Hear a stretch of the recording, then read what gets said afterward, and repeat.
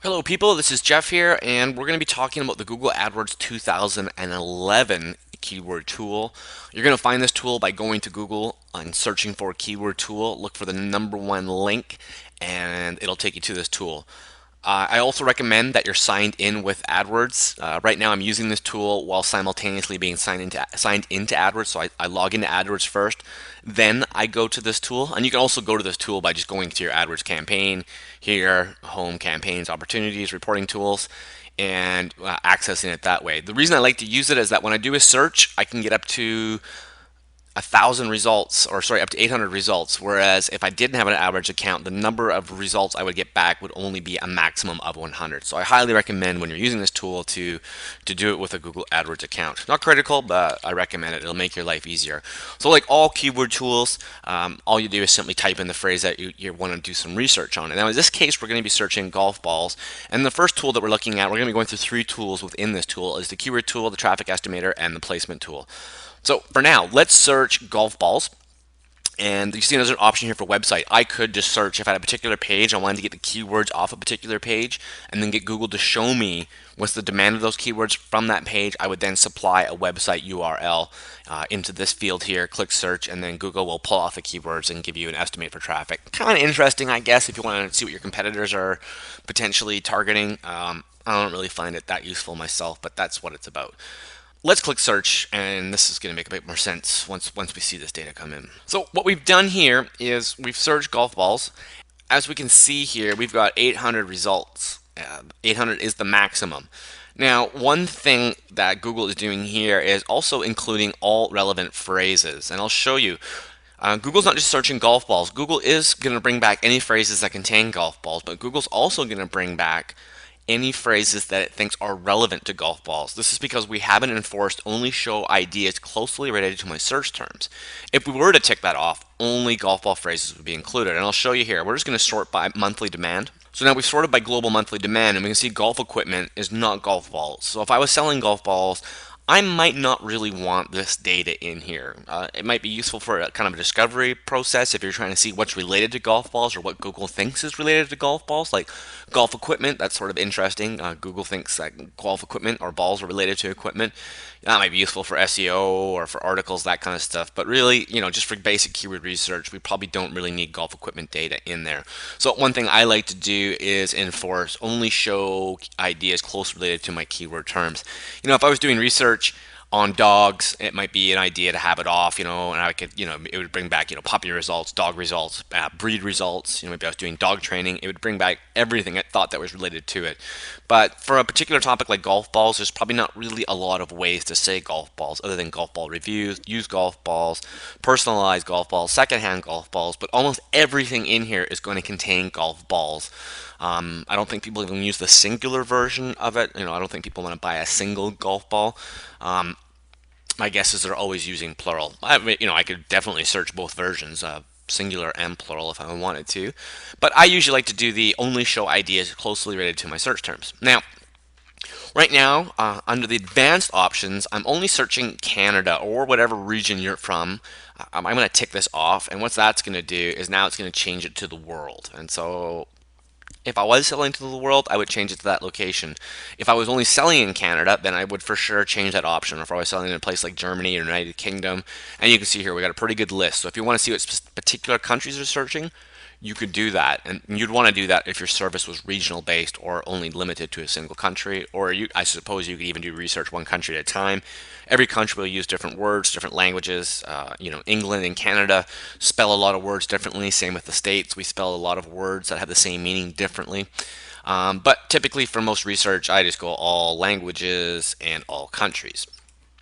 Now, the next option is include specific content. I could include adult ideas. I don't want to include adult ideas because I'm doing golf, so that has no business being in this data. If I was doing adult type of content, then perhaps I would use that.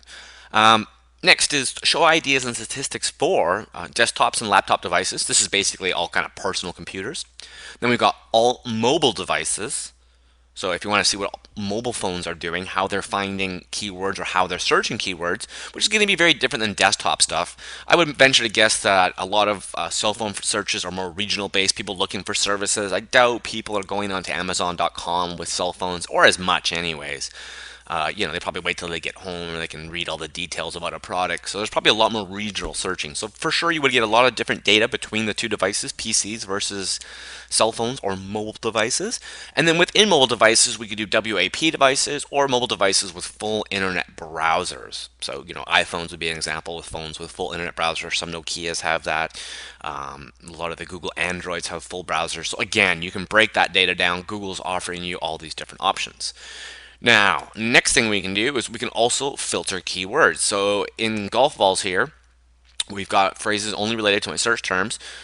If we wanted to, we could say, I only want phrases that have, 2000, and this is really going to limit this. I'm going to break it down to phrases with search greater than 2000. And, I don't know, let's change it to average cost per click or estimated cost per click, say less than $1. You might want to use this for a little bit of niche hunting where you're like, I want a certain amount of demand, but I also want a certain amount of price. And so estimated cost per click, of course, is the price that you're going to pay in AdWords for a single click. When someone clicks on an ad, they're going to charge you that price. So we can see in this data here, the first phrase is golf ball review, 35 cents you're going to pay for that. Golf balls Titleist, 0, that is probably wrong. Top rated golf balls, 51 cents. Secondhand golf balls, 90 cents for secondhand golf balls just to buy a single click. So if you were thinking about getting into that business, you might want to think again. 90 cents is a very, very dear price. If you had a 1% conversion rate, it would cost you $90 to make a single sale. You would need 100 clicks at a 1% conversion rate. 100 times 90 cents is $90. Very expensive to make a sale. So this is stuff that you want to be looking at. Now this is probably also to assume that this is the top bid price. And I'll show you some other stuff, a little more advanced functions that we can use to go through this. Now, right now we can see our data is sorted by global monthly searches. If we wanted to, we could organize this data by relevancy. So Google would say, what's the most relevant thing to golf balls, and then put it in order, just setting from that. We can sort by the keywords, by the competition, global monthly searches, estimated average cost per click, very important figure I like to hear about. Ad share, don't care about. Search share, I don't care about. Extract from web page, I don't care about. Here you can customize these columns, and this is where you can move things up and down. If you want to put like search trends over here or down here, you can move it around, change any columns you want. Use all the columns if you like. Certainly we could turn them all on. I don't really find it all that necessary to do that. And again, I don't really like these numbers here. I don't care about that. What I care about is the global monthly searches and the estimated cost per click and perhaps the local trends. This is giving us seasonal data. So it's telling us, here in the summer, this is January, this is December. So January and December are quite slow. And then here's the busy months here. So we got April, May, June, and July. And so that makes a lot of sense, right? Competition, it's not really an ultra useful figure. This just means how many people are advertising for this keyword. So, let's find one. Let's sort this by competition. Give you a good example for this to make sense.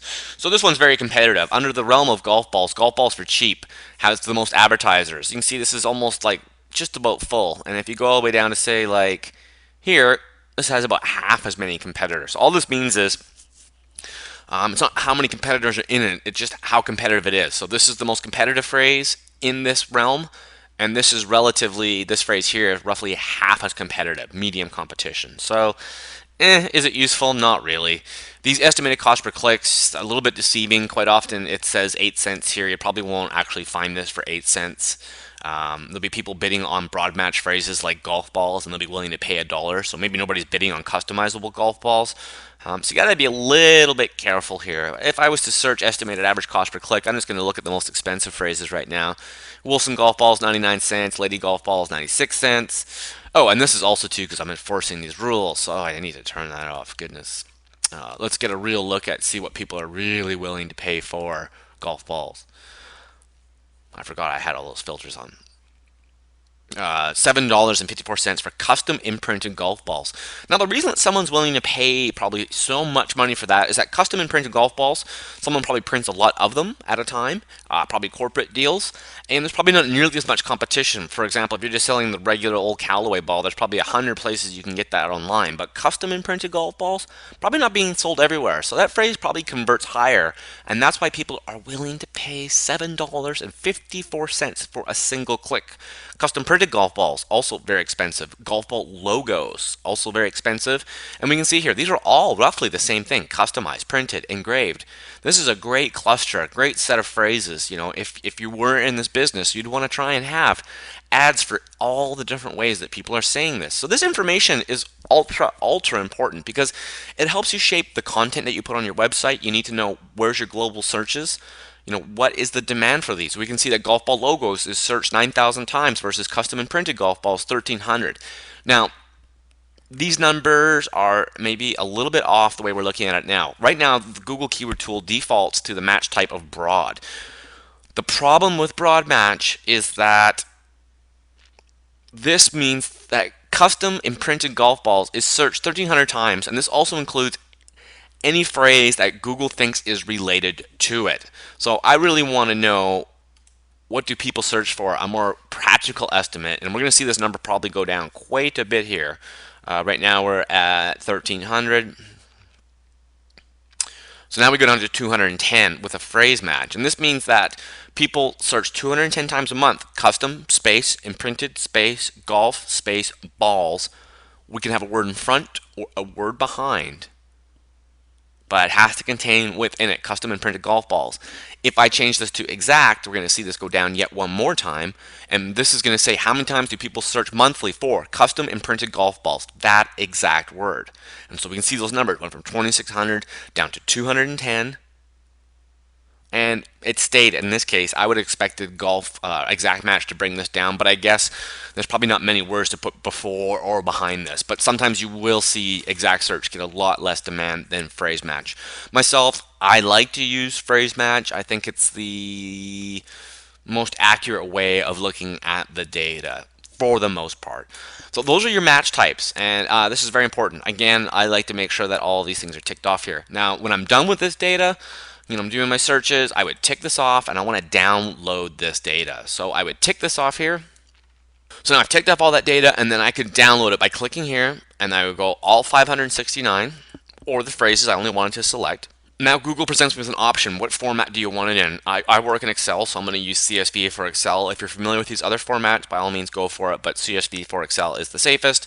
Click download, and then basically that'll allow you to save that to your computer, and then you can open that up in Excel. Now, some other options that I can use in this tool, and I'm getting pretty long in the tooth here, we're running quite late into this, is let's go through some of these little tools here. I could include terms like used, for example. If I wanted to enforce that, I click used and click plus. And then what that'll do is in my results, it'll just make sure that all the phrases contain used. Likewise, I could also use excluded terms if I wanted to. I would simply type in the excluded terms that I wanted. So if I had no interest in used, maybe I'd take used out of here and put it down into the excluded terms because I don't want data in there. Myself, I don't really use these two options here, or these two options. I do all my data cleansing in Excel, so I don't really use that. Next option that we see here is categories. So if you want to find out, you know, if we search golf and we want to see what Google has under apparel for golf, we could open this up and we could see, you know, golf, how Google thinks phrases are related to golf clothing or golf footwear. So for example, I could type in just golf and I'll click search. So now this is what we see for apparel. So pine metal golf, I'm not sure what that is. So I could, you know, look at the clothing if I wanted to and see what are people looking for within clothing as a category.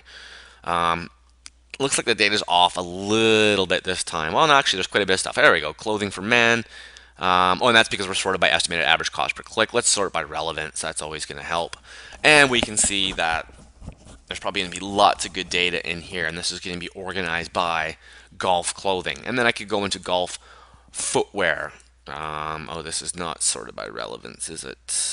Oh, no, it is. Yeah, clothing, trousers, so forth. So Now again, because I only searched for golf, I'm only searching within this category. So Google's trying to give me a rough idea what it thinks is popular. Golf trousers, I didn't know people would use that word trousers. I thought they would have used pants. But it'd be interesting to take pants and trousers and compare them to each other. Again, if I was selling that. And so forth. We can go through all of these categories here, and this will help us find particular phrases. Categories kind of useful, I suppose. Not a bad option to use.